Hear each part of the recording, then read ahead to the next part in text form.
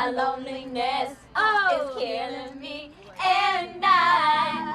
One's by a little-known pop singer by the name of Miss Britney Spears. One of the greatest singers of all time, and an angel if there ever was one on this earth. I want to rob.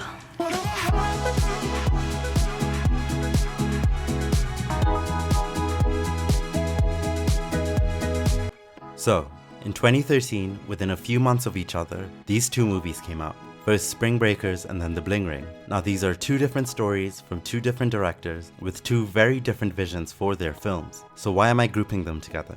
It's not just because I watched them both over and over again around the same time in my life. It's because to me the parallels are hard to ignore. It's not a coincidence that they both have very similar cringe-inducing dialogue, or that they'll both introduce you to some of the most insufferable characters you'll ever meet. Nor is it a coincidence that they both took famous young actresses and placed them in their first R-rated leading roles. I find that both of these movies are grossly misunderstood, both are divisive, both had audiences going in wanting one thing and getting another, and one of them is far superior than the other, in my opinion, for reasons we'll get into.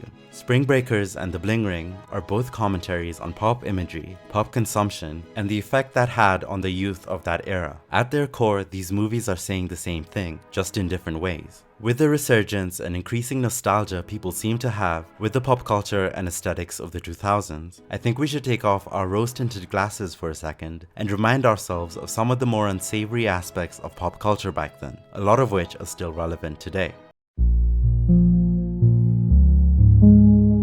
For your general audience member who was unfamiliar with Harmony Korine and only knew about Spring Breakers through a trailer or one of those vibrant fluorescent posters, of course they would go into this thinking they were about to watch one of those fun party movies that really aren't saying anything but exist just so you can live vicariously through the characters on screen and have a good time. Spring Breakers shuts this idea down 16 seconds into the movie, and yes, I counted. From the enchanting title card reveal, the film opens with a beach party and a Skrillex song playing. The sun is golden, people are drinking, dancing, smiling, and it's just a montage of good vibes. But then, the dubstep beat drops and this montage keeps going and going and going non-stop. Those good vibes turn sour very quickly. Even though it's still the same beach party you were viewing just seconds ago, they're no longer just drinking, they're drenching themselves in drinks. They're no longer just dancing, they're gyrating while the camera objectifies their bodies. They're no longer just smiling, they're being loud and obnoxious. And if we were to narrow down where the misunderstanding and divisiveness comes from, this would be a good point. It's between the people that watch this uncomfortable, never-ending montage and still think Spring Breakers is trying to be a party movie, except doing a bad job at it, and the people that see what Harmony Korine is doing. He's saying to the audience, okay, you want your vibrant spring break fantasy, I'll give it to you, but I'll give it to you with a reality check on top.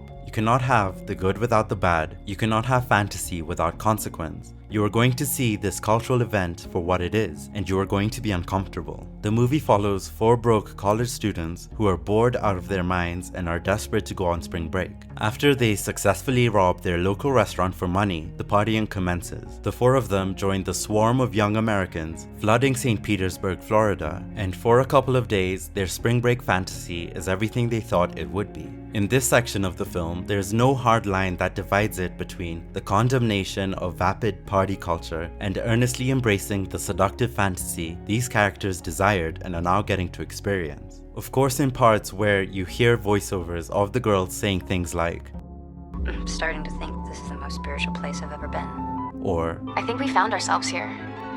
We finally got to see some other parts of the world. Or Selena Gomez's character telling her grandma she wants to come back again next year with her. It is really hard to view it as anything other than a condemnation of how shallow and absurd these characters are. And it is that. They are clearly being mocked. No, you did not get to see the world by going to Florida. And if spring break really is the most spiritual place you've ever been, then that says less about spring break and more about how dull the rest of your life is. However, while the movie clearly isn't showcasing the concept of spring break and the people who participate in it in the best of lights, it is still fair to what they are feeling and the origin of what it is that has these swaths of young people craving this lifestyle. It is this American obsession with consuming pop culture, people trying to fill the void inside of them by seeking out the imagery that's been sold to them through the internet, music, movies, reality TV, and music videos. Harmony Korine himself said that these girls were brought up by World Star Hip Hop and Gucci Mane,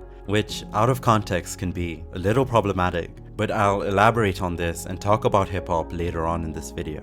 But for now, my point is, Spring Breakers is honest about the fact that this imagery is alluring. The number of captivating images you could take from this movie are endless. It is gorgeous to look at, and by embracing this vibrant aesthetic, it allows the movie, particularly the first act, to dance between criticism and understanding. Usually when a movie is trying to be empathetic to horrible, unlikable characters, it would put you in their shoes or try to make you feel sorry for them in some way. That wouldn't work here. That's not what I mean by understanding. I don't feel sorry for them, and the story doesn't ask you to. They are very privileged kids, dissatisfied with their ordinary lives. They are too dumb to realize that it's all in their heads. They are the ones convincing themselves that the only way to bring meaning to their lives is to act out this violent party fantasy and to drown themselves in excess. Still, it's very easy to wag your finger for the full runtime about how superficial these characters are. And that kind of commentary is very surface level, because of course they're superficial. What's far more interesting than criticizing individuals is criticizing the wider issue. I'm not done talking about Spring Breakers, but this would be a good point to transition into the Bling Ring, because here's where Spring Breakers succeeds, and in my mind, the Bling Ring fails.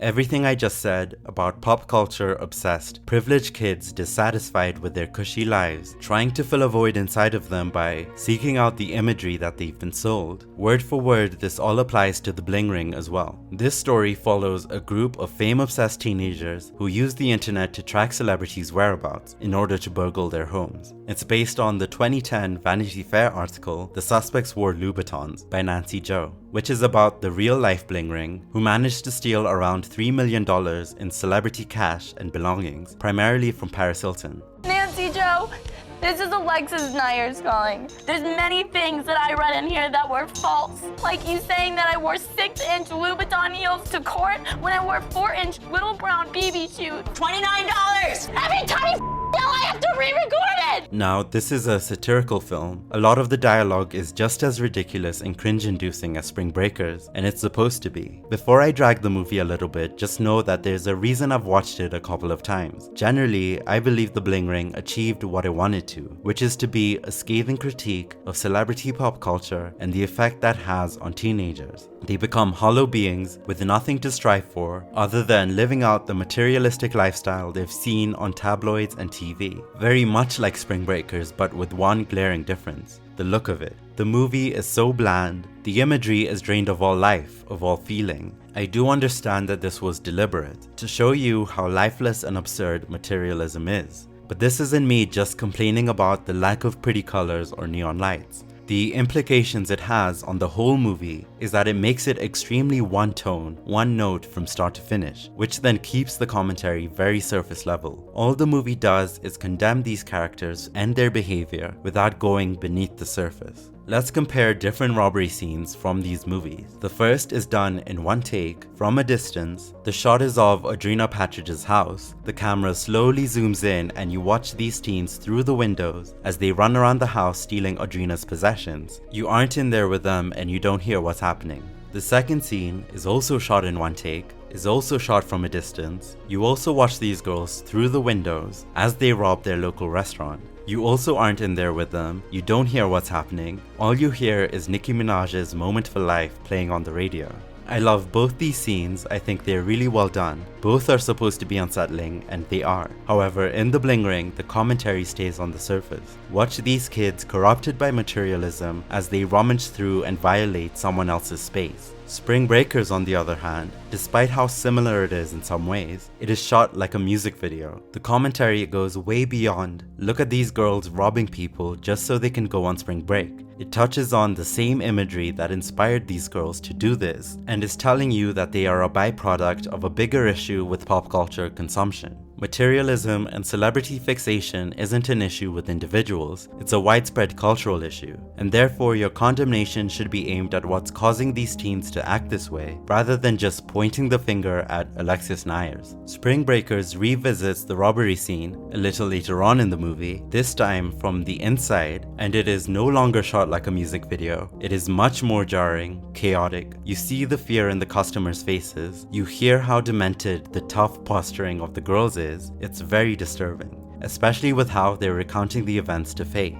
When we go inside the robbery scenes in the Bling Ring, there really isn't much of a difference to the outside shot. It's watch these teens corrupted by materialism as they rummage through and violate somebody else's space. The distant burglary scene in the Bling Ring would be a great addition if the entire movie wasn't the same tone. Unlike Spring Breakers, which weaved back and forth between condemnation and honesty about the allure of wanting to live inside a music video, the Bling Ring pretends that such an allure doesn't really exist, that only complete idiots find themselves fantasizing about fame, jewelry, and money, and let's look down on only them rather than looking down on this American culture as a whole. Maybe the Bling Ring does try in some moments, like singing "Live Fast, Die Young, Bad Girls Do It Well" in the car, or dancing in the club, or strutting down the street with a designer handbag in one hand and a Starbucks cup in the other, while Kanye West's Power blares on the speakers. However, to put it succinctly, the vibes are off. It's not earnestly embracing the attraction of such imagery to young people, so ultimately, the commentary is just as hollow as the lifestyle being criticized. Nothing much is being said beyond finger wagging. Again, I feel like I should emphasize that these characters, based on real people, are unlikable and honestly dumb as hell. I'm not calling for these movies to pity or excuse them. What I would have loved from the Bling Ring is for it to showcase what they are feeling. During the 10 or so months they were robbing celebrities in the Hollywood Hills, I find it hard to believe that their internal feelings really were as bland as depicted. Material possessions are fundamentally soulless, I don't disagree with that, but there's a reason people engage in materialism. It makes you feel really good, at least for a moment. It's far more likely that the individuals of the Bling Ring were on cloud 9, that this was a wildly exhilarating couple of months for them. Some of that is translated through the dialogue, but none of it is translated visually like Spring Breakers does. There's nothing wrong with being truthful about it. It doesn't have to be an endorsement to be honest about the rush such a lifestyle provides. The lifestyle probably was everything they hoped it would be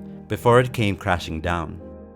The crash in Spring Breakers comes with the arrest of the girls and the introduction of James Franco's character Alien, who bails them out. This is when the movie digs even deeper beneath the surface. Much of the aesthetics that these girls try to emulate, and that much of America likes to emulate, of weapons, cash money, and all the rest, comes from a community who latch onto it for completely different reasons. These aren't privileged suburbanites who are bored with their lives and want to live out a fantasy. They are disenfranchised, and a lot of it is about survival. Half these girls leave and go back to their comfortable lives when this lifestyle becomes too much for them. With Faith, it's very revealing that she starts to freak out, not because the aesthetics have changed. It's still the same things she was thrilled by a moment ago. It's because the makeup of the people surrounding her has. She's no longer surrounded by fellow privileged kids playing a game. And the other half of the girls continue to ridiculously play out their fantasy without consequence. Whereas for the people in this community, they can't just leave when it gets too overwhelming, nor can they play out a fantasy without consequence. It's not a game, and they can't just turn it off. It's their life. One could look at this as Harmony Korine blaming hip-hop for corrupting them, especially given his quote about them being raised on World Star Hip-Hop and Gucci Mane, but I don't think that's the case. The movie begins with the girls ignoring their professor as he speaks about post-war America with Emmett Till on the slides, and it ends with them gunning down a house full of black people. They are not the victims in this story, but the story is about the disconnect between the origins of the imagery and the widespread consumption of it once it's been adopted by corporate America and sold to young people. People too ignorant to see that fulfilling this aesthetic won't bring meaning to your life, and too privileged to think about the origins and consequence of their fantasies. I can't do this kind of examination with the Bling Ring. All analysis with that one just stays on the surface. So, shallow pop aesthetics. They did it differently, and Spring Breakers did it better.